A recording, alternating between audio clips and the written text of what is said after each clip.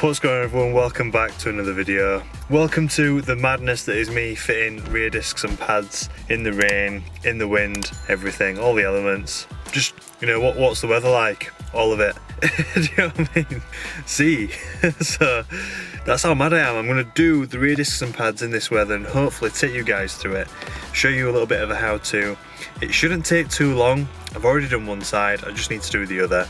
I'm going to take you through the steps that I follow to do rear discs and pads, or even front discs and pads. It's very, you know, it's pretty much exactly the same sort of process whether you're doing front or rear. So let's jump into it. So the first thing I would do is pop the bonnet. The reason for that is you want to loosen off the cap for the brake master cylinder just to allow the fluid to travel up the system as you push in the brake caliper pistons back. That will push the fluid up. The bonnet only went from above my head. Now leave it latched so don't forget.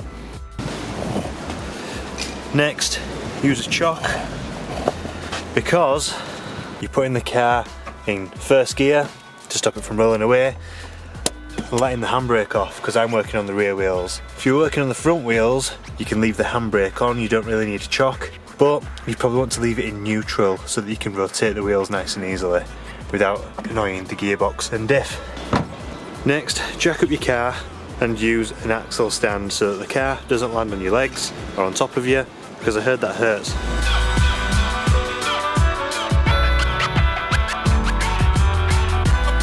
Now that the car's safely on the axle stand and the jack's sort of, you know, relieved of its duty, the next thing you want to do is find your locking wheel nut key and get the wheel nuts off. Now, you do want to break these off while the car's on the floor, because it's much easier if you don't have a gun. Thankfully, I have a gun. I'm going to gun these off, get the wheel off. Brr, brr, brr, brr.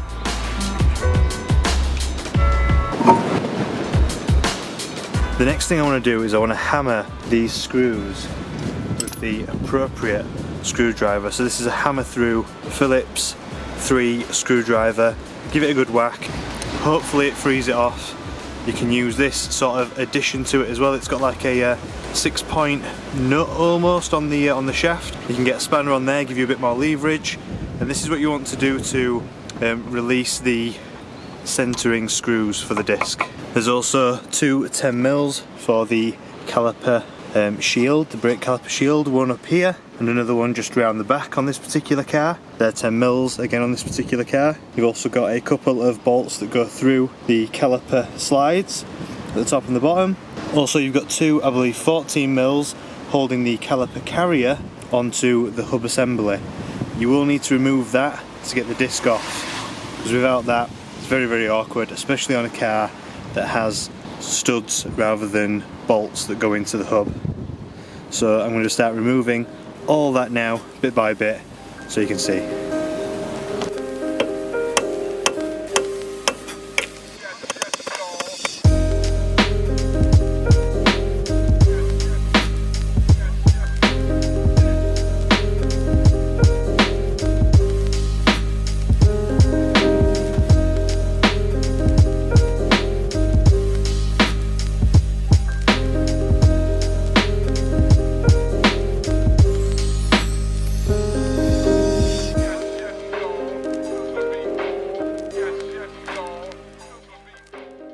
Now a quick intermission just while I'm doing this. Now I've removed the top bolts here and the bottom bolt here, so the top bolt and bottom bolt there and there for the Caliper Slides. So that's the section of the caliper that moves in and out, it slides in and out to these slides with the, there we go, just a little bit stiff was that one.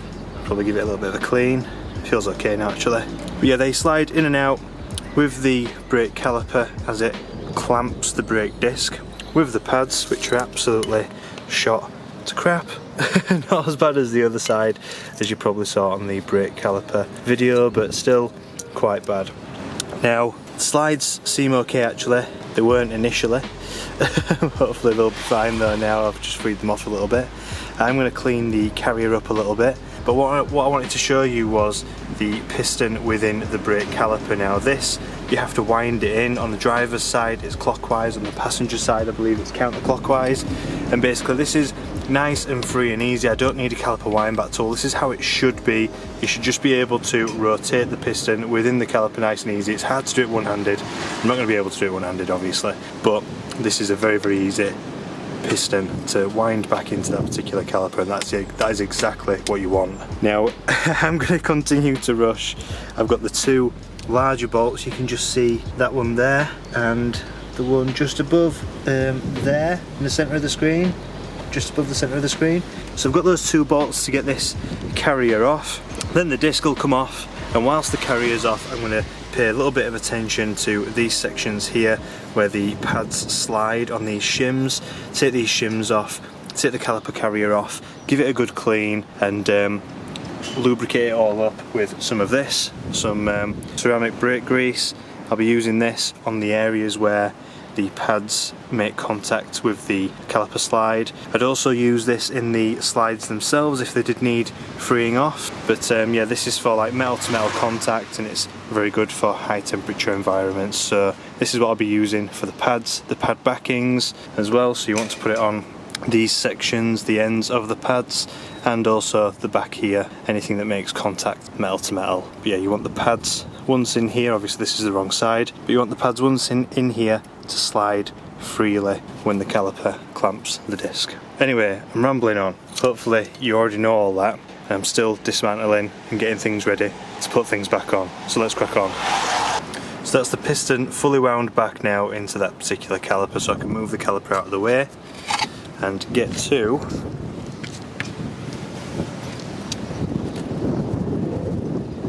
the caliper carrier bolts here and here.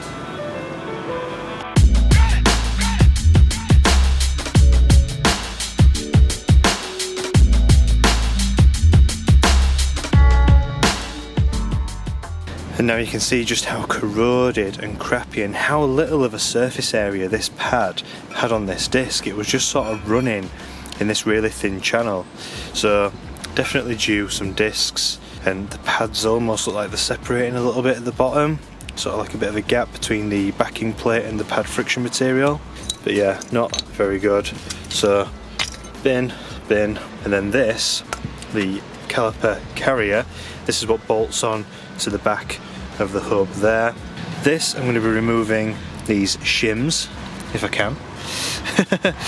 I won't try and do it one-handed, but I'll be removing these shims, cleaning up the surface areas on the back of these shims to make sure that the pads fit nice and neatly, the new pads that is, and also checking the caliper slides as well, just to make sure that everything is perfect and running nice and smooth, so I can put my nice wound back caliper back on and it will move freely on the disc. It will clamp the disc effectively, and when it releases it won't try and hold on to the disc, so that's a good thing.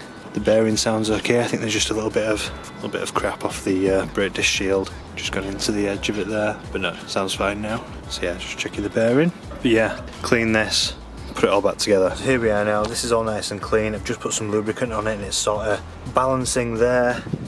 So next, get its pads, get our new brake disc, try to stuff that down there so it doesn't blow away. But yeah, this will go on next. Make sure you align the screw sort of holes there with the correct position on the disc. So like that, as you can see there, that threaded hole lines up with the countersunk section in the disc for the centralising screws to go in. So this will sort of seat it in a central position. It's sort of a chamfered screw, and that will go in there like so on either end. Next it will be the Caliper Carrier that bolts onto the back of the hub assembly and sort of overlaps the disc. Then the brake pads will slot in and they will slide on these little shims here, and the caliper has like a sort of spring. You can see the back end of it here and the top here, so it will be quite difficult to get the caliper in and the bolts sort of started into the caliper slides. but you've just got to sort of push the caliper on and then get one of the bolts started, and then we're wrapping everything up then. Now at this point, while we're building everything back up and we are sort of reversing the process of dismantling the car, make sure that you are torquing all the bolts and the nuts and everything that you've removed back up to manufacturer's specifications. If you aren't obviously competent at this sort of stuff, please make sure you do that to make sure that none of this comes off or comes loose.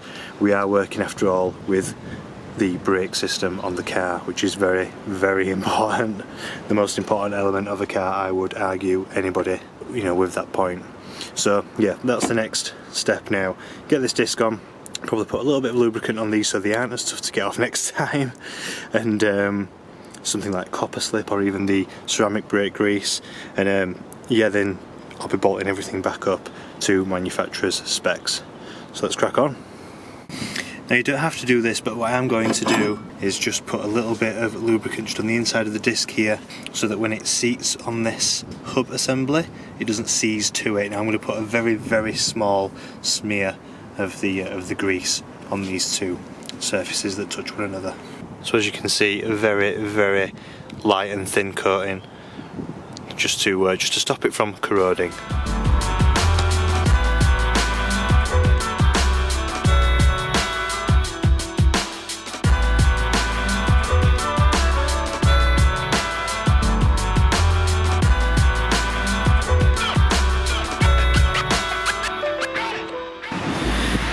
So now we're at the point where we're going to put the caliper on. The pads, as I say, we've lubricated the sections on the pads where they make contact with the shims on the Caliper Carrier. The Caliper Slides, the Carrier Slides, are nice and lubricated. They're moving in and out very freely, just two fingers. The brake disc sits perfectly flush and perfectly flat onto the hub. That's important because you don't want it to be shuddering or, you know, offset, sort of. That would unbalance obviously the brakes. It would also impact the braking efficiency.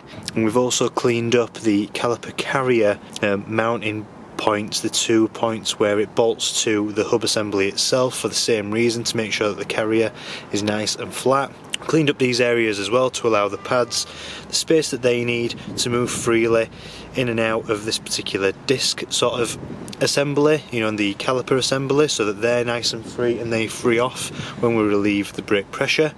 We want everything to be nice and movable, you know, nice and easily movable, so when we clamp on the brakes, that's exactly what happens. Everything moves in unison to do so, and then when we release the brakes, the complete opposite happens. Everything as well is EFT. That's my version of torquing everything to manufacturer's spec. That's extra fucking tight, so I'm very happy that we can put the caliper on now. So the caliper will go on with the last couple of important bolts. These are the last two 12mm that hold the Caliper Slides on, and then we've just got the cover, wherever it is, the brake shield cover, and a couple of 10mm, and then put the wheel back on, and everything is more or less done. So I'll do that real quick and then we'll wrap up the video, because I'm sure you know how to put a wheel back on and torque up the wheel nuts. So if you don't, then you really shouldn't be attempting this, because these are your brakes, as I say. Anyway, let's get to it. And that, ladies and gents, is it. Everything's on, everything's tight, the brake shield's back on. I'm running out of daylight. As you can see, the street lights are coming on. But yeah, that's everything that there is to do brakes wise. Everything's tightened up now. So as I say, I'm going to throw the wheel on, and then once the wheel's on and torqued up, I'm then going to tighten up the cap on the brake fluid master cylinder, and the brake master cylinder, make sure that that's tight, and then going to press the pedal firmly to make sure that we don't have any leaks or anything like that without starting the car up, because I want to check if it's spongy. It shouldn't be. I've not had the caliper off, but I also want to take up the little bit of slack from winding the caliper back, so I'll be pressing it as hard as I can, holding it, make sure that I've not damaged the lines or anything along those lines. I shouldn't have done.